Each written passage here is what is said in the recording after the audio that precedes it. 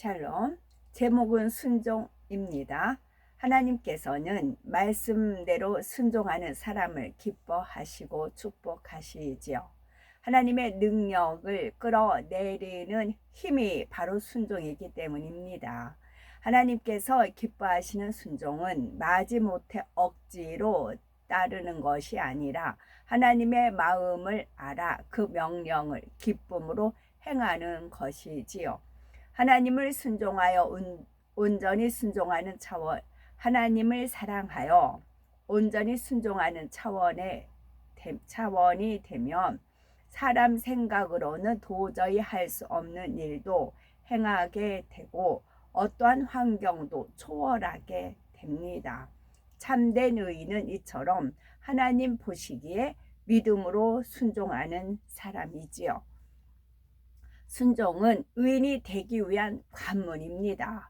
로마서 10장 10절에 사람이 마음으로 믿어 의에 이르고 입으로 시인하여 구원에 이르느니라 하였지요. 그러면 마음으로 믿어 의에 이른다는 것은 무슨 뜻일까요?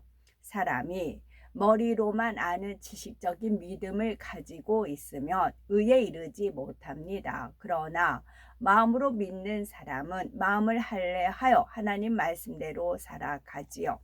버리라 하지 말라 말씀하신 것은 버리고 하지 않으며 하라 지키라 하신 말씀들을 지켜 행하니 마음의 죄악을 버리고 의에 이르는 겁니다. 즉 성결되어 가는 것이지요.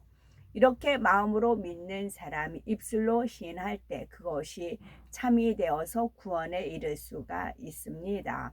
로마서 2장 13절은 하나님 앞에서 율법을 듣는 자가 의인이 아니요 오직 율법을 행하는 자라야 의롭다 하심을 얻으리니 했습니다.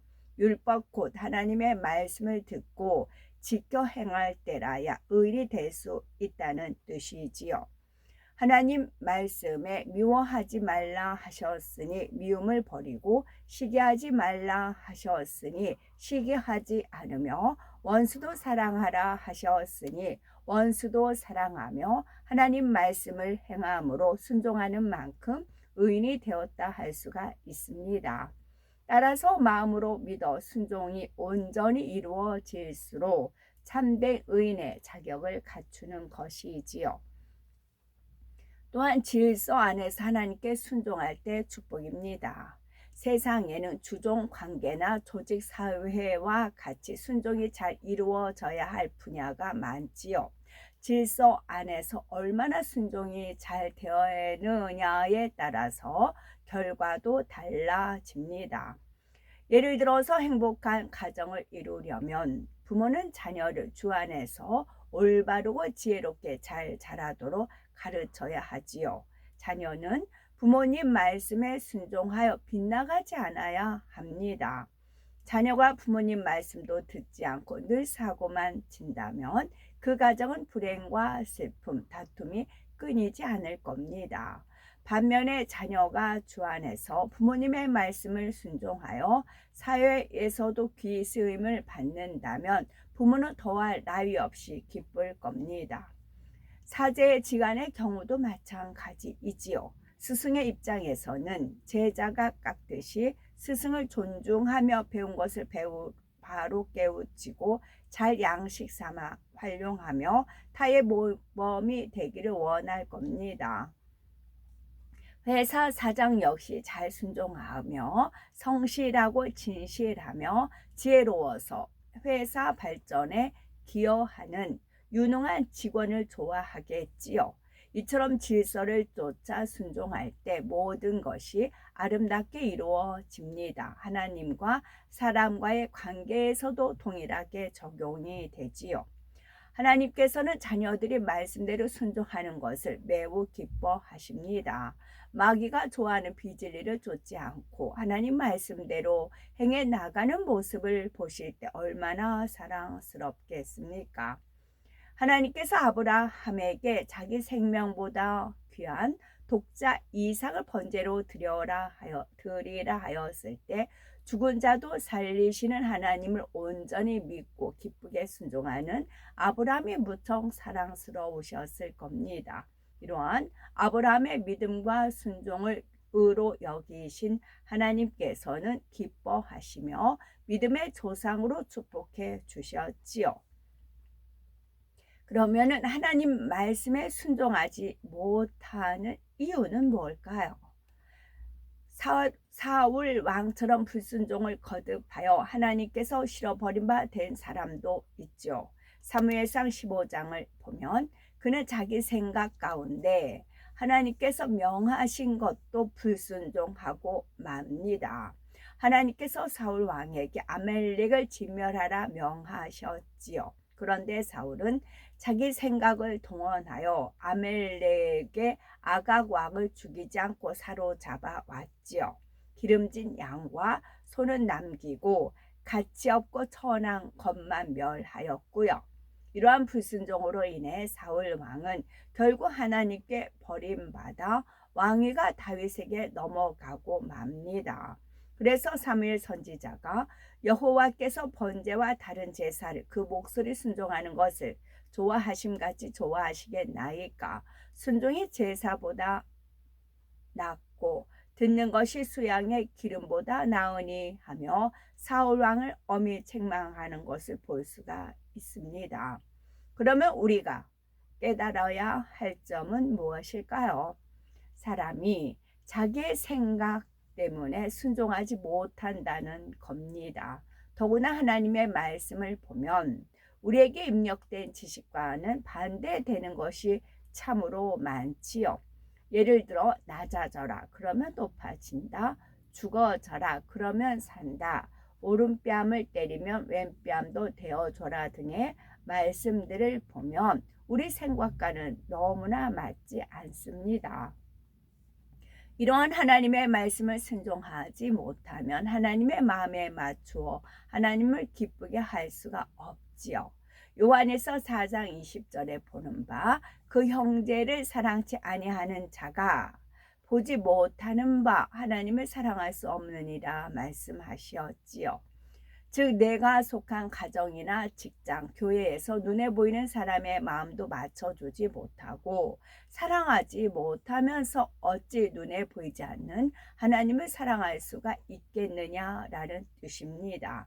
모든 일을 행함에 있어 자신의 생각에 맞추지 말고 하나님의 말씀에 맞추어 행하는 것이 바로 순종이라는 사실을 분명히 깨우쳐야 됩니다. 순종은 모든 일을 행함에 있어 자신의 생각에 맞추지 말고 자기 기준이라는 게 있잖아요. 자, 이거는 내가 순종해도 돼. 이건 안 해도 돼. 건너뛰어도 돼. 그런 거. 자기 생각에 맞추지 말고 하나님의 말씀에 맞추어 행하는 것이 바로 순종입니다. 순종하는 의인에게 역사하신 하나님이시지요. 어떤 사람이 하나님의 일을 이루기 위해 길을 떠나려 하는데 갑자기 집안에 큰 일이 생겼습니다.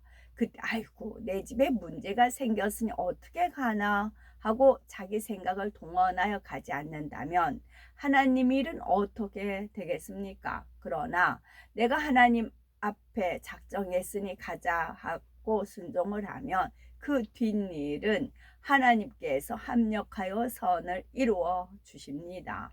이처럼 자기 생각을 버리고 순종하는 사람이라야 하나님의 일을 크게 이룰 수가 있지요.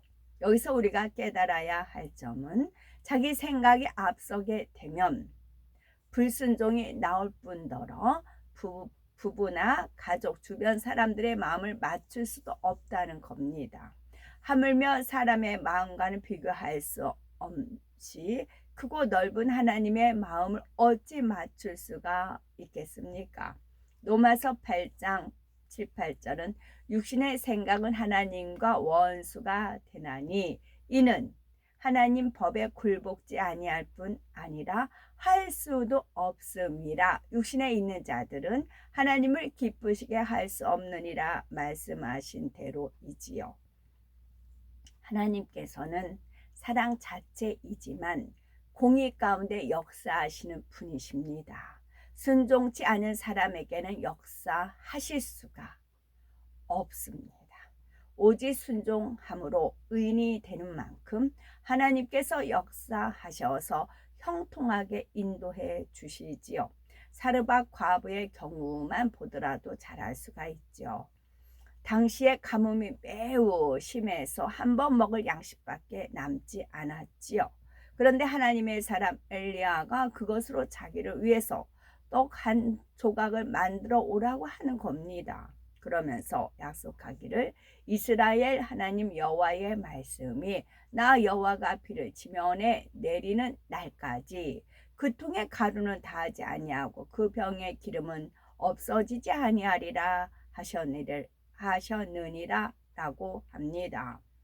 엘리야의 요청은 보통 사람이 순종하기 매우 어려운 것이었지요. 하지만 사르밧 과부는 그대로 순종을 하였습니다. 그 결과 어떻게 되었나요? 엘리야가 약속한 대로 가뭄이 끝나는 날까지 양식 걱정 없이 평안하게 살 수가 있었습니다. 이처럼 순종의 행함으로 하나님을 기쁘시게 하면 무엇이든지 응답받을 수가 있지요. 그러니 인간적인 생각을 깨트리시고 오직 하나님 말씀대로 순종하는 참된 의인이 되셔서 하나님께 영광만 돌려야 되겠습니다. 아멘. 샬롬.